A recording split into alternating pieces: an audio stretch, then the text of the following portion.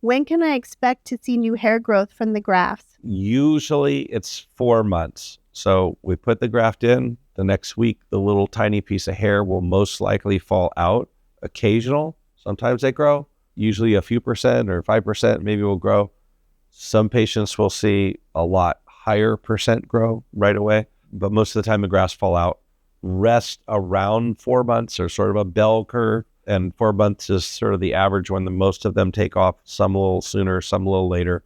But that bell curve can shift to the left and to the right. And so some people might be 3.5 or 3 months, and some people might be more 5 or 6 months. Right. And the reason why we say the year is because at 6 months, the hairs that fell out sooner will grow in sooner, and the hairs that fell out later will grow in later.